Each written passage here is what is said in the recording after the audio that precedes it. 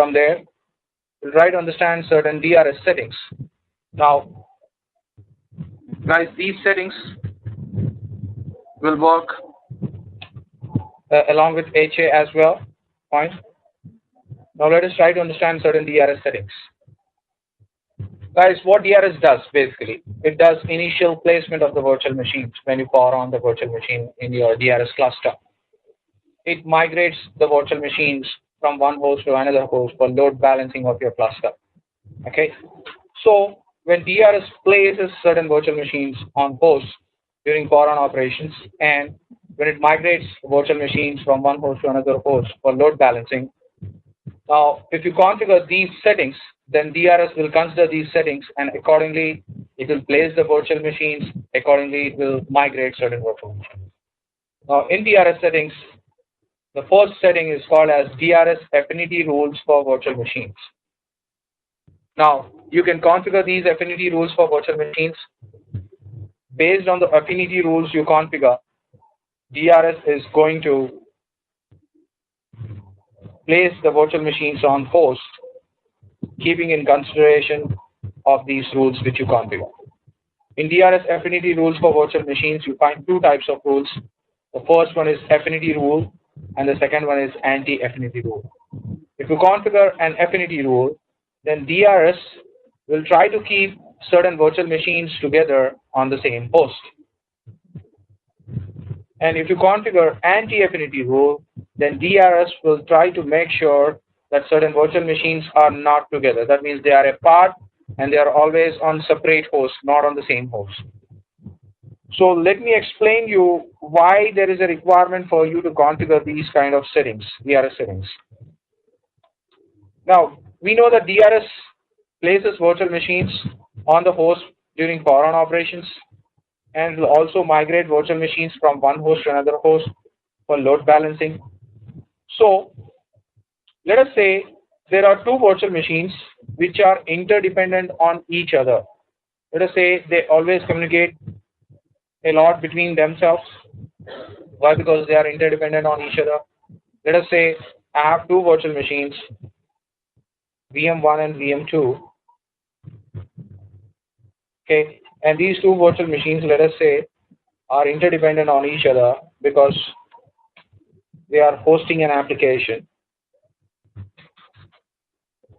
and that application runs on these two machines. Let us say the first one is a web server,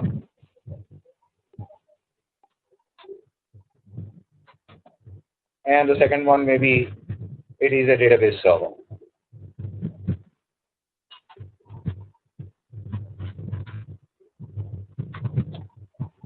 Okay, now these two servers communicate among themselves because whenever someone logs into this particular application, online application, the request goes to the web server, and based on that particular application, that communication may go to database. So that means huge communication between these two machines. Now, if I configure this rule, DRS affinity rules for virtual machines, and I configure an affinity rule, then DRS will place these two virtual machines always on the same host. Why? Because they communicate a lot among themselves. So when you come across these kind of situations where certain virtual machines communicate among themselves and it's better that they are on the same host, go and configure DRS affinity rules for virtual machines and configure the affinity rule. What affinity rule does? We'll try to keep certain virtual machines together on the same host. Okay, and there might be a situation where you don't want two virtual machines to be on the same host, and you want them always to be separated. That means on two different hosts. Now let me explain you with an example when you have to configure this anti-affinity rule. Anti-affinity rule, DRS will try to keep these two virtual machines on separate hosts, not on the same host. Now let us say I'm going and configuring Microsoft clusters on my virtual machines. Microsoft cluster. Let us say these are my two virtual machines. Let us say VM3 and 4.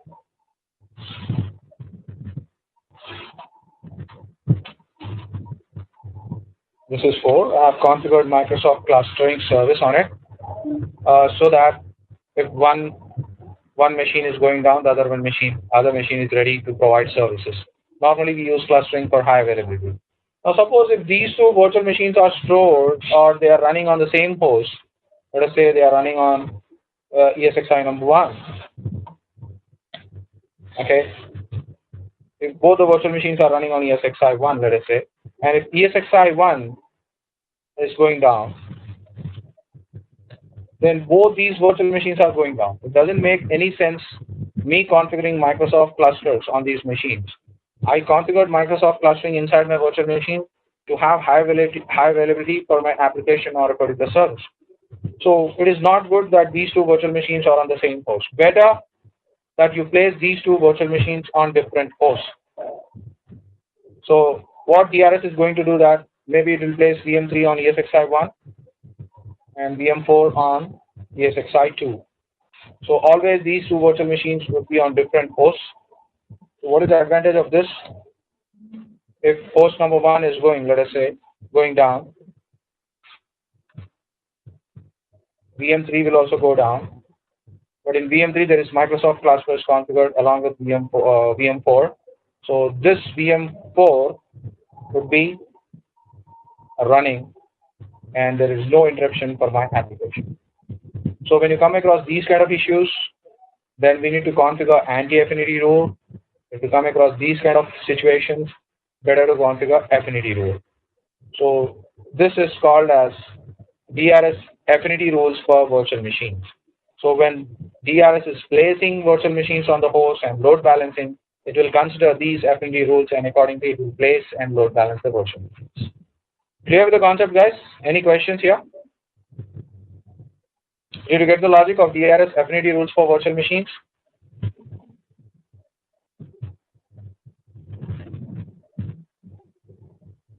Guys, clear with this? Any doubts?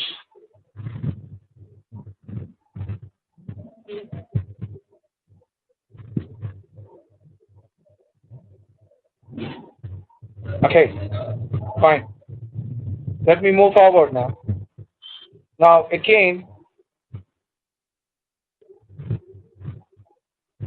I can group certain virtual machines into DRS groups. Let us say I have virtual machine 1, 2, and 3. And I have other virtual machines, let us say 4, 5, and 6. These are my virtual machines. This is virtual machine number 1. This is 2. This is 3.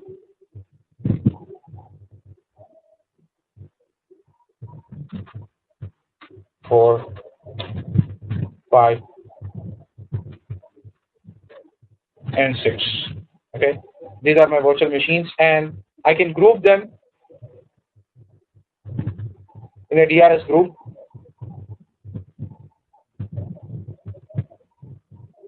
Let us say this is my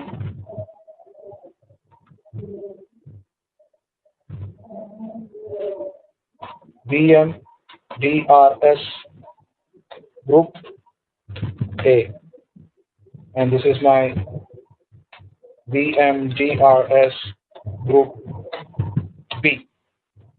In the same way, I can also group certain hosts as host DRS groups, ESXi1, ESXi2, ESXi3, and ESXi4, let us say.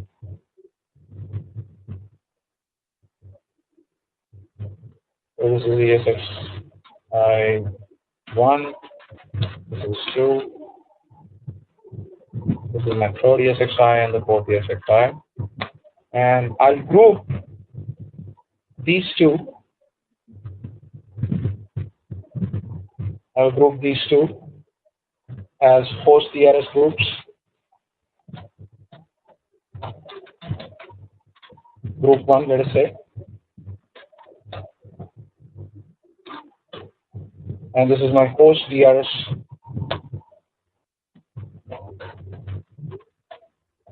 group 2. Now in DRS settings, the first rule is DRS affinity rules for virtual machines. Now This rule is called as virtual machines to host affinity rule. Virtual machines to host affinity rules.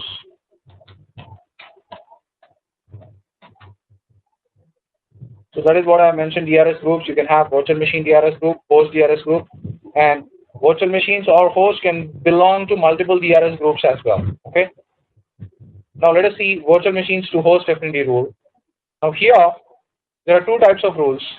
The first rule is called as preferential rule, and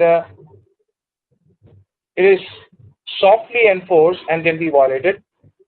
And the second one is required rule. It is strictly enforced and can never be violated. Now what this virtual machines to host affinity rule will specify?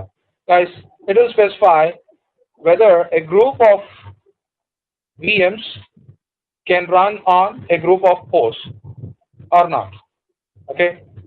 Now here suppose I have configured a preferred rule. What is a preferred rule? That a group of virtual machines are preferred to run on group of hosts. That means DRS group A virtual machines preferably should run on host DRS group 2. What is the preferred rule? It is softly implemented but can be violated. That means these group virtual machines prefer to run on 3 and 4. If they are unable to run on 3 and 4, then they can also run on the other group as well. Why? Because it is a preferred rule, softly implemented but can be violated. If 3 and 4 cannot accommodate the virtual machines 1, 2 and 3, then these virtual machines 1, 2 and 3 can also run on ESXi 1 and 2. This is a preferred rule. Preferred rule, softly implemented but can be violated. But if you go and configure virtual machines to host affinity rule with a required rule, what is the required rule? Strictly enforced, cannot be violated. Now let us say I have configured that virtual machines which are a part of group B, okay, and if I configure required rule, then they should always run on host DRS group 1. So that means these virtual machines should and always run on ESXi 1 and 2 only. Even if they are ESXi 1 and 2 is unable to accommodate them, even though they have to run on ESXi 1 and 2, they cannot run on ESXi 3 and 4. So this is virtual machines to host affinity rule. The first one is a preferred rule, implemented softly but can be violated. A required rule is implemented strictly, cannot be violated. Now let me give you an example when you need to configure a required rule. Guys, we configure a required rule. Suppose these virtual machines are running an application, and that application requires certain specific hardware, and that specific hardware is available only on ESXi 1 and 2. Now, if I don't configure this required rule for these virtual machine group 4, 5, and 6, if these virtual machines are running on ESXi 3 and 4, their applications will not run. Why? Because ESXi 3 and 4 don't have that specific hardware. So the specific hardware is available only on ESXi 1 and 2. So if this is the case, then I go and configure a required rule. Why? Because the hardware is only available on ESXi 1 and 2. So always these virtual machines 4, 5, and 6 will run on ESXi 1 and 2. So this is how we configure these DRS settings. Fine. So this is what I have mentioned here. Preferred rule is softly enforced, can be violated. Okay, and required rule is strictly enforced and can never be violated. Guys, any questions with DRS settings? Do you understand these settings? There are two types of settings in DRS. The first one is affinity rules for virtual machines, which we have discussed in the previous slide. There are two rules here, affinity rules, where two virtual machines are always placed on the same host. Anti-affinity rule, DRS will place these two virtual machines apart. That means on two different hosts. Then we can group certain virtual machines, we can group certain hosts as DRS groups, and then we can configure virtual machine to host affinity rule. Here, I can go with a preferred rule or a required rule. Preferred rule, preferably the virtual machines can run on a group of hosts. If they are unable to, they can also be run on separate hosts as well. But if you configure a required rule, then the group of virtual machines should always run on a specific group of hosts only. Why? Because there might be certain dependencies on the hardware, and that hardware is available only on certain hosts, not on all hosts. Clear with the concept, guys? Any questions, any doubts, any queries? Ready? Guys, any questions before I move forward? Any questions? Okay. Now let me discuss. Yes, who is this? Your voice is pretty low. I'm unable to hear your voice. Guys, are you able to hear my voice? All good here. Okay, fine, fine. Okay, now let us try to understand vSphere fault tolerance. Guys, yesterday we have discussed HA, high availability.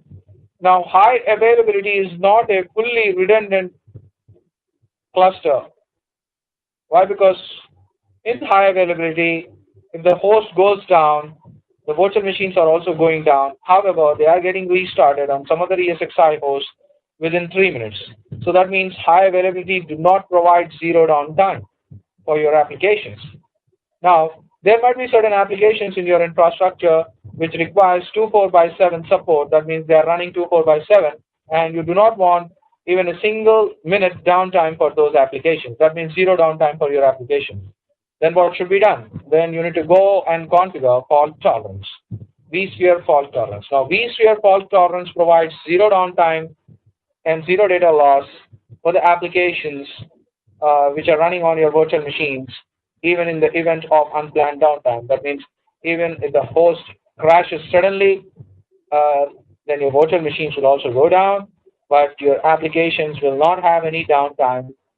They'll be running without any downtime and data loss. That means zero downtime for your application. So let us try to understand how vSphere functions. Okay. Now let me inform you that vSphere fault tolerance is a feature which is enabled on a virtual machine, not on a host. Okay. vSphere fault tolerance, we enable that on a virtual machine, not on a host. But if you want to use vSphere fault tolerance on a virtual machine so that you can provide zero downtime for the application running on it, what is required? Your host should be a part of HA cluster. So you require vSphere HA in order to use the feature vSphere fault tolerance. So I have vCenter, let us say. On vCenter, I configure HA. Then HA is a cluster, then I add host to it. So let us say I'm adding a host.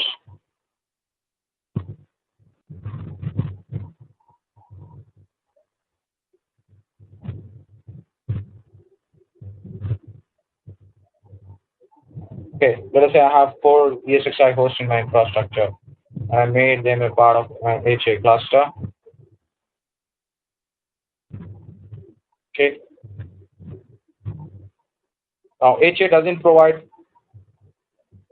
fault tolerance. That means it doesn't provide zero downtime. Okay. So if you want to have zero downtime for your applications, then you need to configure fault tolerance. And fault tolerance is configured on a virtual machine, not on an ESXi host. However, on the ESXi host, you require HA. Let us say I have ESXi 1, 2, 3, and 4 in my infrastructure. And let us say I'm having a virtual machine on ESXi number 1, which is very important to me.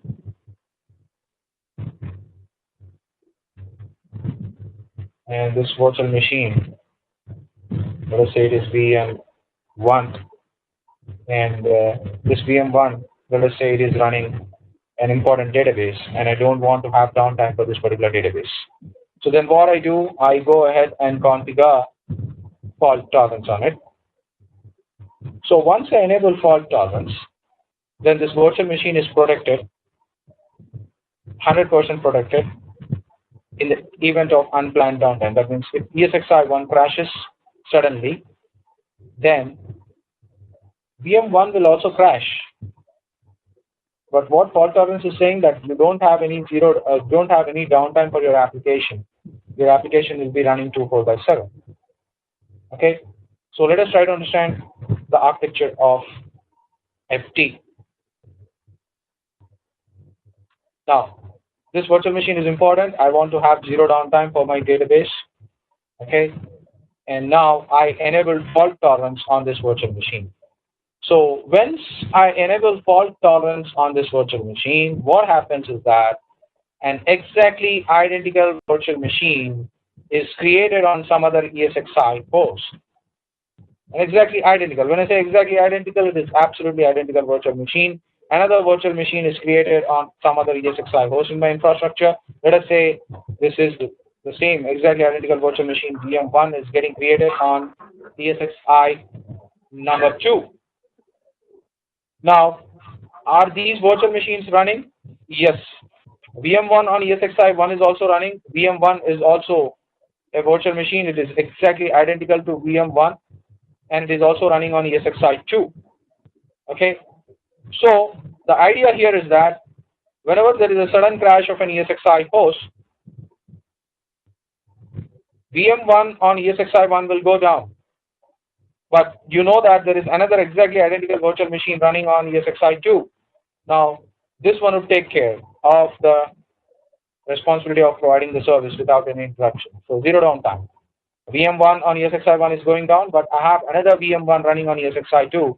So this one would take over and this would be providing services without any interruption. So no data loss, okay, and no network loss, 100% uptime. There is no downtime for your application database. Okay, so here what happens here is that an exactly identical virtual machine is created on ESXi 2. Okay, so the first virtual machine on which you have enabled fault tolerance, this is called as primary machine, and the exactly identical virtual machine which got created on ESXi 2 VM1 is called as secondary. Okay. Now these two virtual machines are same. Whatever is happening on VM1 primary should also occur in VM1 secondary on ESXi 2. So the end user is connecting to the primary machine, okay, and there is some processing going on. The same processing should also be occurring on ESXi, on VM1 secondary on ESXi 2. So what happens is that there would be a continuous traffic from VM1 primary to VM2 secondary. Now this traffic is called as fault tolerance logging, FT logging, okay, and VM1 primary and VM1 secondary are to be in lockstep mode. Lockstep mode. So whatever is happening on primary machine will also occur on secondary machine. So in this way, FT is making sure that VM1 primary has the same data and the same processes as VM1 secondary. Okay, VM1 secondary has the same processes and data as VM1 primary.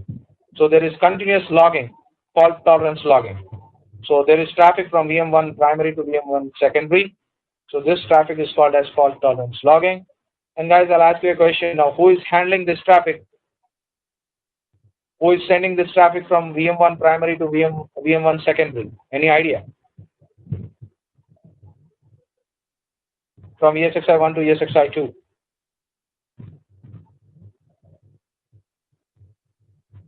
Any idea, guys? Who is handling the traffic? Guys, we discussed about VM kernel port. I inform you that VM kernel port handles many kinds of traffic. It handles management, iSCSI, NAS, vMotion, and FT. So here, VM kernel port configured for fault tolerance will be handling the fault tolerance logging from VM1 primary to VM1 secondary. So VM kernel port configured for fault tolerance. All right. So what happens whenever there is a sudden crash of ESXi? VM1 will also go down. Then immediately the secondary virtual machine, which is on ESXi 2, will become primary machine, and immediately there is no redundancy for this VM1. Immediately a secondary virtual machine VM1 is created on some other ESXi host. So here you get secondary machine.